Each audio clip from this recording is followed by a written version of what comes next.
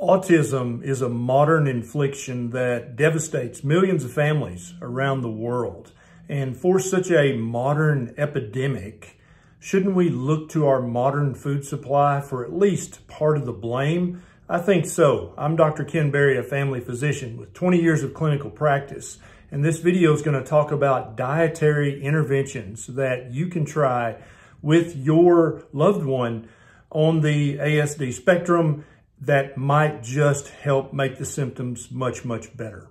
We know from available research that autism is much more common in babies who were delivered by a cesarean section and not by vaginal delivery. We also know that babies who are not breastfed, who are supplemented with formula, are also at higher risk. One of the main reasons that breastfeeding is so important for human brain development is because of the sialic acid content of breast milk. Breast milk indeed is one of the richest sources of sialic acid on the planet. And most formulas, whether they're soy-based or dairy-based, are very poor sources of sialic acid. And some research suggests that sialic acid is absolutely necessary for proper human brain development. So one of the first things that I would recommend for a young child with ASD would be to supplement them with breast milk, either borrowed or bought. The sialic acid content in this certainly will not hurt them, and there is a possibility that it will allow the brain to develop more completely and decrease the autism symptoms. Now, is there a window of opportunity when breast milk is ideal? That's probably true. Will the sialic acid in breast milk from a donor fix all the problems and correct all the symptoms? Probably not. But is there a chance that it will improve their symptoms and improve their quality of life? Absolutely. Is there any downside to this? No, there's not. The second recommendation that I would strongly advocate for is to slowly, lovingly convert your little one with autism over to a ketogenic diet. We've known from research for over 100 years that a ketogenic diet helps brain function. It was initially used in children with severe epilepsy or seizure disorder, and a ketogenic diet would calm down the seizures. A ketogenic diet is rich in nutrition. It has all of the fatty acids, amino acids, minerals, and vitamins that your little one needs for proper development of their entire body. But a ketogenic diet also provides all of the essential fatty acids that their little brain absolutely needs for proper development. Will a ketogenic diet cure autism? Probably not. Is there a distinct possibility that it will greatly improve the symptoms of autism and improve the behavior and the thinking ability of a little one with autism? Absolutely. There is research that's been done on this topic. Your little one should avoid all grains. You should slowly wean down and stop the sugar consumption that they may be used to, and you should get rid of all of the vegetable oils from their diet. Research supports a high-fat, gluten-free diet, and gluten is contained in wheat, but what a lot of parents don't realize is that all grains contain defense chemicals like gluten that can cause inflammation in the brain of a little one. Next is vitamin D. There are multiple research studies showing that getting adequate amounts of vitamin D helps the symptoms of autism. And since autism can be so devastating to a little one's social development, I would highly recommend first of all, let them play in the sun as much as you can, but also supplement them with a good quality vitamin D supplement. And since their symptoms can be so devastating, I would take them to the doctor and ask for a vitamin D25 level to be drawn so that you can monitor their vitamin D level and try to keep it between 50 and 75.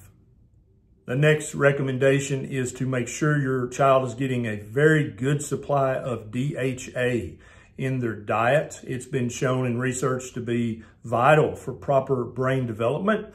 The Formula companies have caught on to this, and they've started to add DHA to most infant formulas, but not all. Some people have questions about the quality of the DHA they add to infant formula. So I would highly recommend you look for and find DHA-rich foods and help your child learn to enjoy them.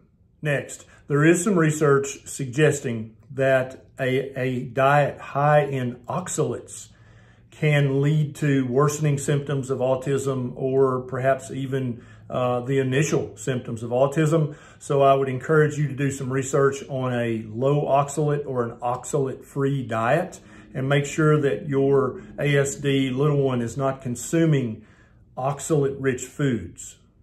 Finally, I would strongly advise you to add foods rich in carnitine to your ASD child's diet. There is research that shows that up to 20% of children cannot convert the primary amino acid into the amino acid known as carnitine. And carnitine is essential for proper brain development. And I've got some research links down below about the carnitine studies.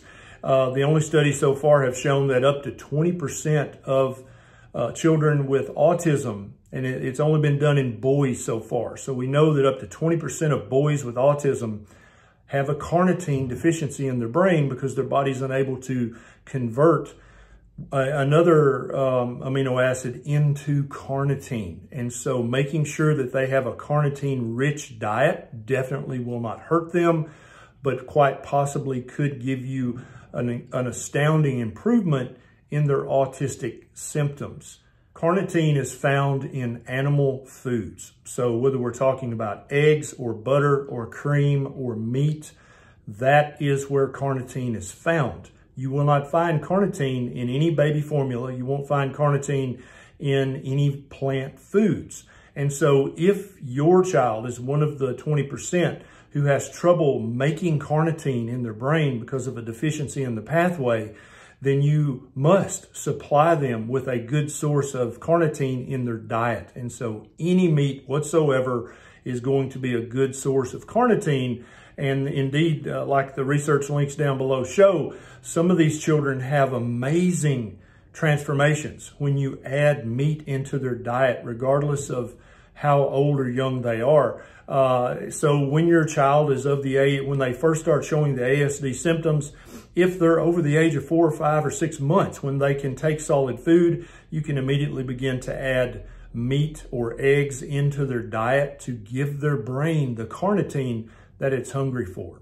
So much more research needs to be done on autism and the diet connection, but I think that you're never going to go wrong by applying the common sense principle to this. Human brains have been developing for 250,000 years, but only for the last 50 or 60 years have we been giving these young developing brains lots of sugar, lots of grains, and lots of vegetable oils that are made in a chemical factory.